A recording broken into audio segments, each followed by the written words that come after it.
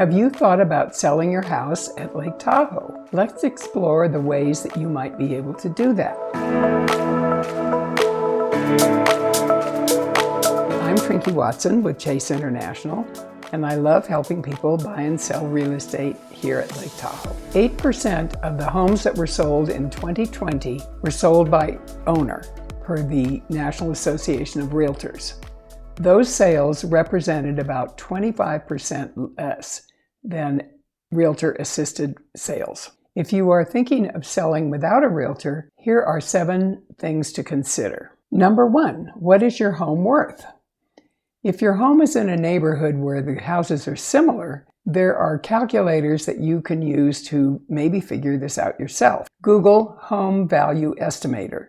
There are several choices there. There are also the other online programs, Zillow and Redfin being 2 of them, that may be able to help giving you an idea of what your value is. In our area at Tahoe, it's kind of tough because we have neighborhoods that consist of old cabins up through newer, modern, bigger homes that reflect a difference in the relationships. So it's going to be very hard for a calculator or an estimator to really come up with an appropriate value for you. Our new subdivisions represent new homes that are really upscale, as some of them are bigger than others. Again, so much difference that it's really hard to use a formula for this.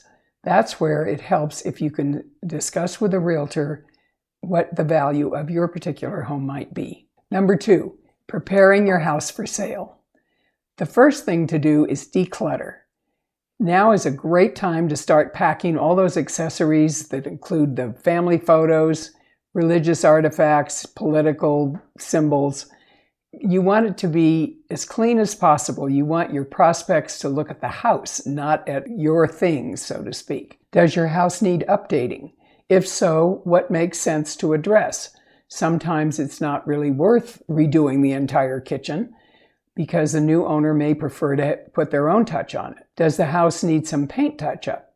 The front door should always look neat and tidy. Same with your landscape.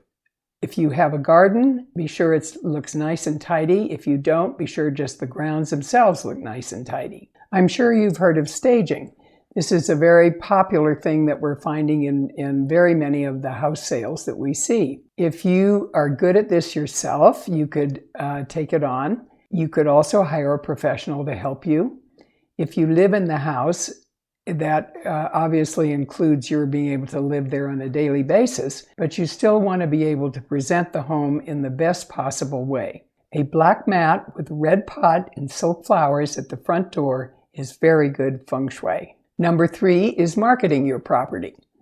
We start with photography before we do anything else. If you can do good, excellent photography yourself, that's great. Otherwise, we recommend you hire a professional to give your house the best foot forward. Next would be the for sale sign that would go on the front porch or front yard with your telephone number. And then you can post your video and your pictures on a site like Zillow for free. Next would be to post your property on social media, Facebook, Instagram, LinkedIn, whatever you use.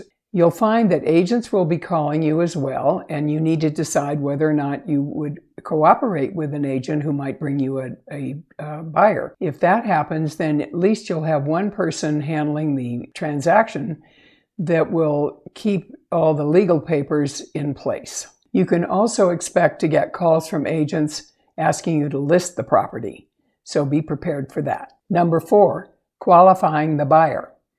If the buyer is coming with an agent, they will have already pre-qualified them.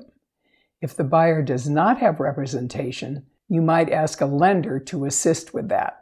If it's a cash buyer, you'll be sure to want to have proof of funds. Number 5, showing the property. From a safety standpoint, it makes sense for you to know who is coming to see you.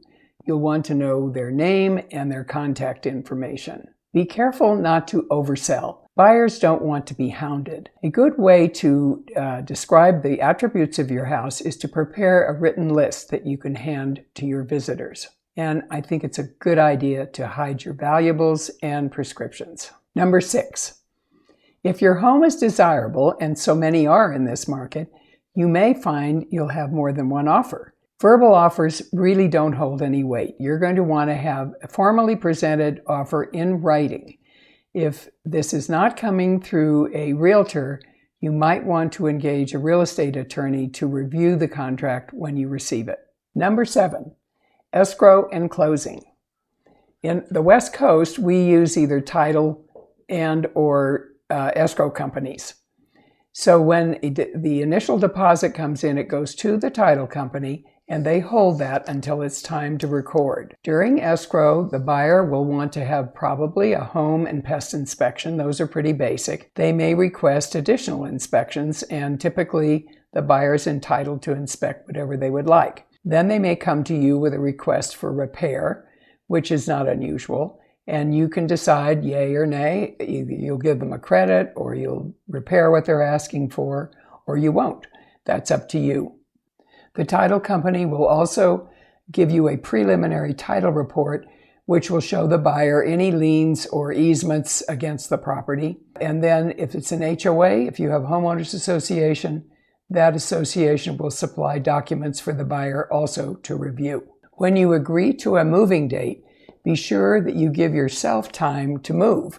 If the property has a loan, and that will include an appraisal of the property, the loan may not close until the very last minute. It's not unusual that things could glitch at the last minute, and if that happens, it could hold you up. So you probably don't want to move out of the house until you know for sure the house is closed, in which case you should really provide a week or so for you to remain in the house after it closes escrow. Every transaction can have its drama and delays. This is where a realtor can be very helpful to you, keeping things on track when it appears that things are going a little sideways. If you are really level-headed and can hold your temper and have patience, then you should get through it just fine. You have a big investment that you want to protect the best way possible. If you have any questions about this and want to discuss it, I'd be happy to talk to you. Please give me a call. Next time, we're going to talk about selling a California home and moving to Nevada. So be sure to subscribe here and leave any questions or comments in the comment area below.